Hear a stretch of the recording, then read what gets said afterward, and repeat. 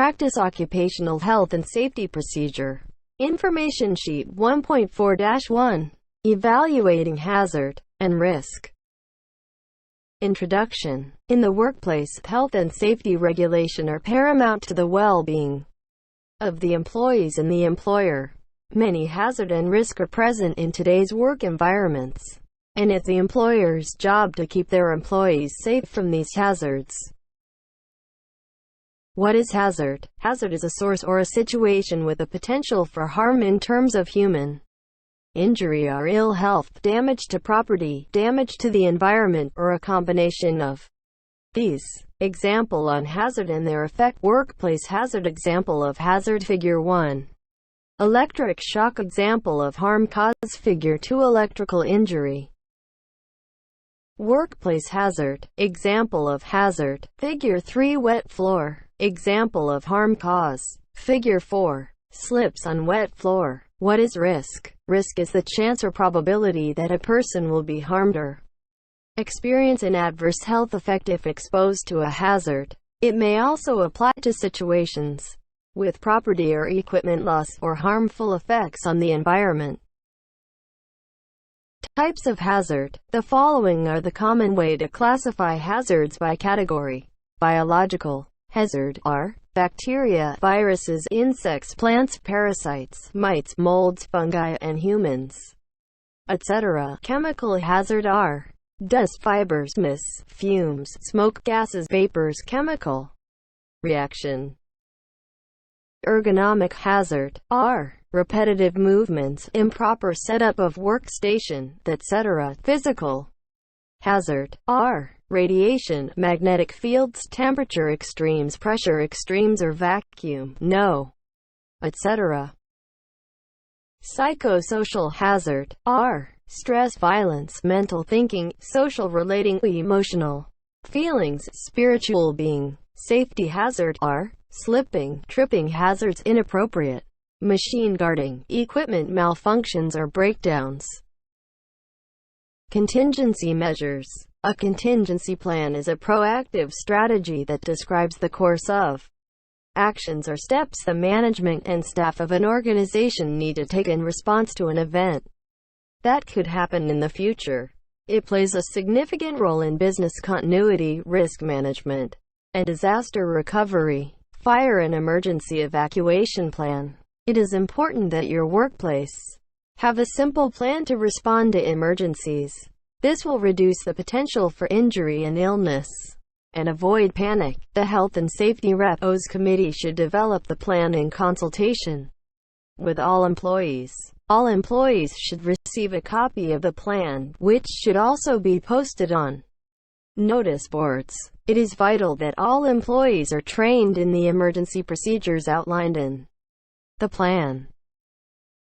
The emergency plan should cover immediate action to stop or minimize the hazard, the need to stay calm, who to call to raise the alarm, how to notify emergency personnel, ambulance, fire brigade, SES, electricity, gas, police, how, when and where to evacuate, names of the key leaders responsible for making decisions during the emergency, how to establish and use a fail-safe communication system. Isolation procedure. An isolation procedure is a set of predetermined steps that should be followed when workers are required to perform tasks such as inspection, maintenance, cleaning, repair, and construction. The aim of an isolation procedure is to isolate all forms of potentially hazardous energy to ensure that an accidental release of hazardous energy does not occur. Control all other hazards to those doing the work. Ensure that entry to a restricted area is tightly controlled. The following lockout process is the most effective isolation procedure. Shut down the machinery and equipment. Identify all energy sources and other hazards. Identify all isolation points. Isolate all energy sources. Danger tag machinery controls, energy sources and other hazards. Locks in. Danger tags. Out of service tag out. Out of service tags are used to identify equipment or machinery that has been taken out of service due to a fault, damage or malfunction. Decontamination Plan. While most of the focus is currently on communities and the healthcare service sector to have plans and supplies in place for mass victim decontamination, it is just as important for facilities to have proper decontamination, or Decon procedures in place for emergencies that could occur at their facilities. Written decontamination procedures are required under the Occupational Safety and Health Administration's Hazardous Waste Operations and Emergency Response. These procedures must be communicated to everyone responding to an emergency and should always be practiced during response drills. 5 Ws of Decon. Who is in charge of the decon line? Decon line workers often report directly to and receive instruction from the Site Safety and Health Officer. It is important for this officer to monitor and check on people working in the decon line regularly to ensure no one has become fatigued, that the workers have ample supplies, and that their level of protection remains adequate. On a hot, humid day, this could mean checking as often as every 15 minutes. What equipment is needed for decon? Equipment needs can vary somewhat, depending on the type of decon being performed and the type of emergency that is being responded to. And decontamination procedures should be tailored to the specific hazards of the site and may vary in complexity and number of steps depending on the level of hazard and the employee's exposure to the hazard. When does a decon line need to be established? In any emergency, the first few minutes are the most critical. Although instinct says hurry up and get in there, it is necessary for a decon operation to be set up and functional before anyone or anything enters the area. Where should decon be located? Decontamination operations should be set up in the warm zone, which is sometimes also referred to as the contamination reduction corridor.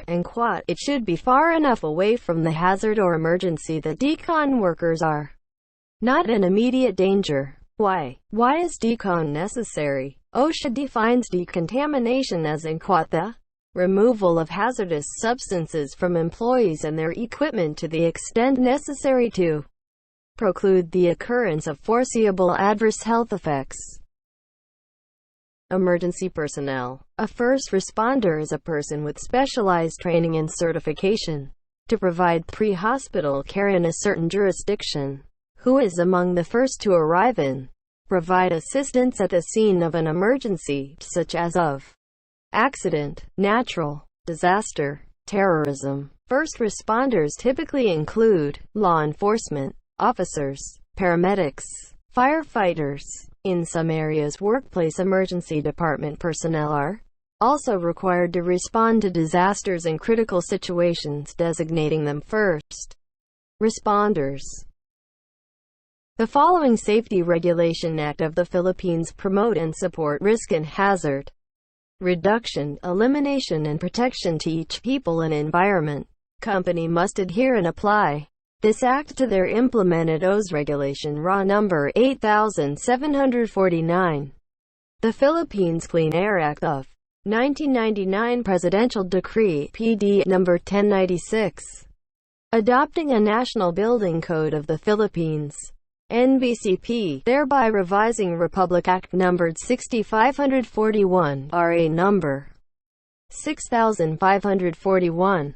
Republic Act number 9514, an act establishing a comprehensive fire code of the Philippines, repealing Presidential Decree number 1185 and for other purposes Presidential Decree number 825, providing penalty for improper disposal of garbage and other forms of uncleanliness and for other purposes. Republic Act number 11058, an act strengthening compliance with occupation safety and health standard and providing penalties for violations thereof. OS Law.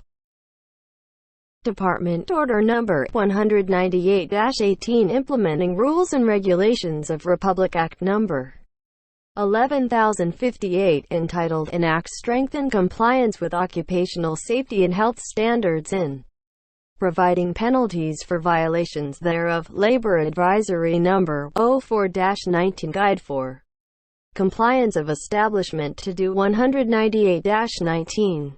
Dole Department Order Number 198 Series of 2018. Implementing Rules and Regulate of the Act Number 11,058 entitled As Act Strengthening Compliance with Occupational Safety and Health Standards and Providing Penalties for Violations thereof. Employees Compensation Commission (ECC).